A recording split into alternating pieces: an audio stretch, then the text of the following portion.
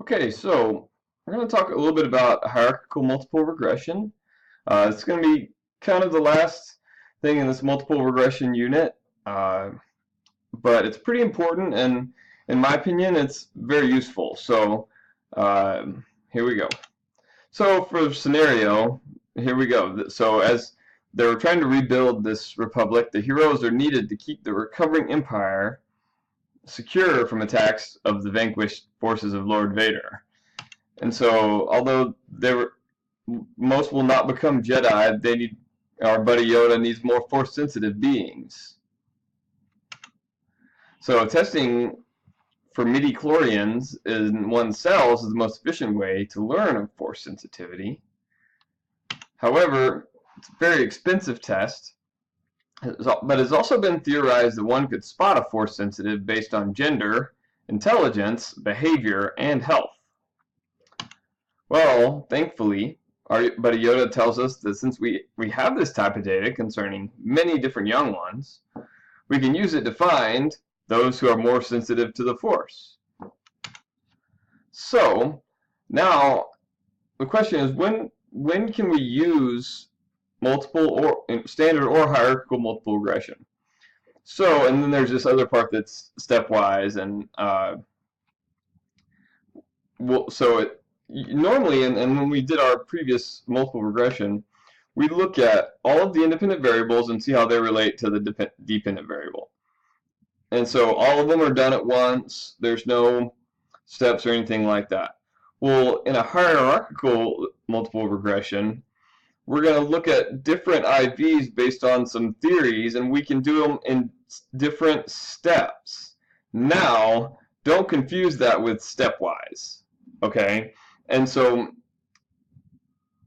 but the hierarchical linear regression, multiple regression, allows us to really find out which independent variables really matter, and we can even estimate how much. And it's really good for statistical models to see if a particular variable even belongs in your analysis. And of course, and as this says, it needs to be based on theory, whether you decide to put it in there or not. We're actually not, stepwise in your textbook, we're not really going to talk about it because I don't like it, and my professors always said, don't mess with stepwise regression. So we're going to just kind of leave it there and not really work on it too much. So things that you need to have, you want to have a large data set that n times p means number times predictors.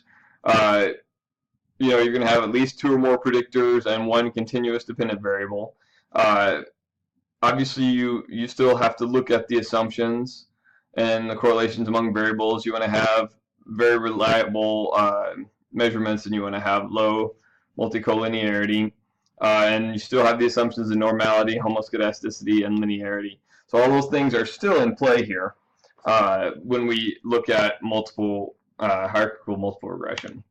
Other things, sample size. I don't really talk about this with the other ones, but if all the assumptions are met, which may or may not be actually that common, maybe about 10 subjects.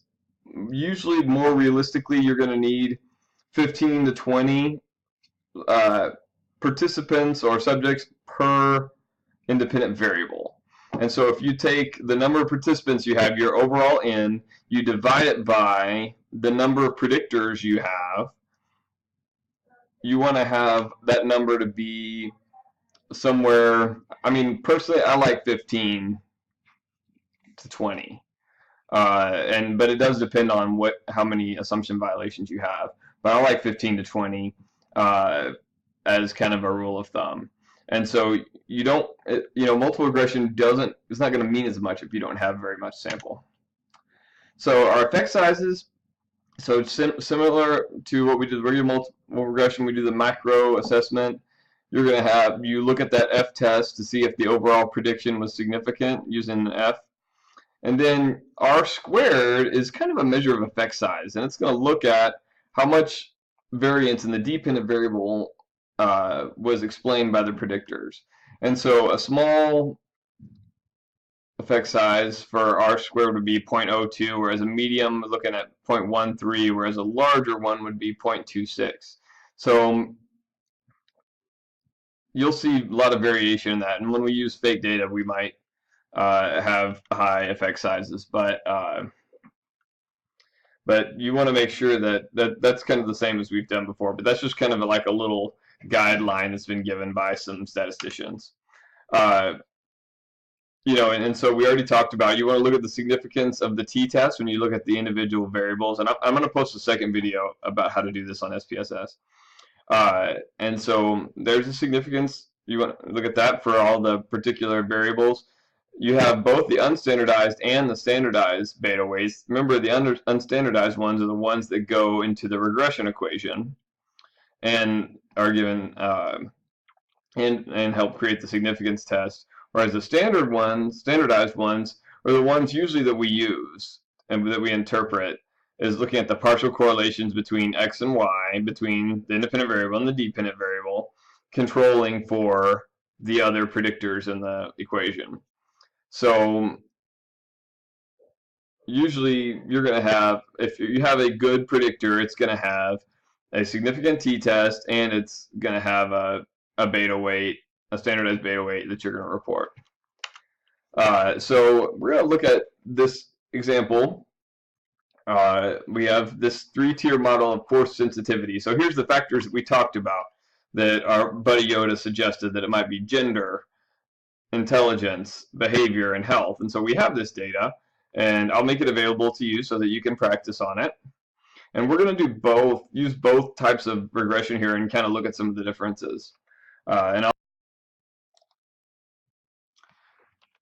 Okay, so here we go with the standardized, or the standard multiple regression. So, and I'll show you this when we do this on SPSS, but often you'll see graphs like this, so I wanted to kind of show it to you. So the results of the data that we have is we have gender was not significant. And so that would suggest maybe that gender really didn't have an effect when you're controlling for these other things. What you can notice is all these other factors, and usually when you see the asterisks next, that means they were significant. And so these are all significant beta weights. And so what we're suggesting here is, and these are the standardized beta weights, and so you can see right here that these are significant, less than 0.001, and we'll do the SPSS printout in a minute. And so all three of these predicted well, controlling for each other and controlling for gender, but gender did not add to the model. And so here's our R squared, and then our confidence interval for R squared, somewhere between 36 and 54%, and then there's our F value. And so that's what a standard multiple regression would look like for these data.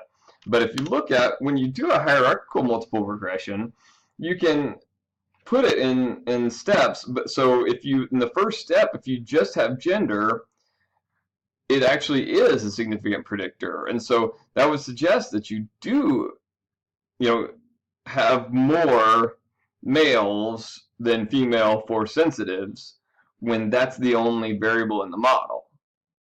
Now, but what happens is when you add it in, but notice when you're looking at this, this is like the first step of the hierarchy, and you'll see this R squared is very low, even though it is a significant predictor. And watch what's going to happen to this R squared when we go to the next slide and add it in. Boom, from 0.02 to 0.46.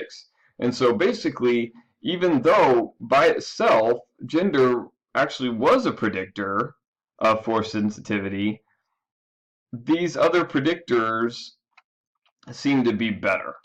And when you put them in, they basically cancel out the prediction of gender. And so, and what you can see there, I mean, you could have lots of possibilities. It seems like, maybe, for example, people tend to think that males are more intelligent and have better behavior and are more healthy. And so that was really the reason. It wasn't exactly their gender that was making them more likely to be force sensitive. And so that's kind of, and so what you can do, the really cool thing about hierarchical progression is you can look at whether something belongs in the model or not. And you could do this in several different ways based on whatever theory you had. You could do, and I'll show you this on SPSS, you could do these first, you could do intelligence, behavior, and health, and then see, and you would see probably that you don't really need gender in the equation, and so that it would be better off just to use these to find the force sensitives. And so that's kind of one of the cool things you can do with this hierarchical multiple regression. And so you still have this, and so here's the equation that you would use, and so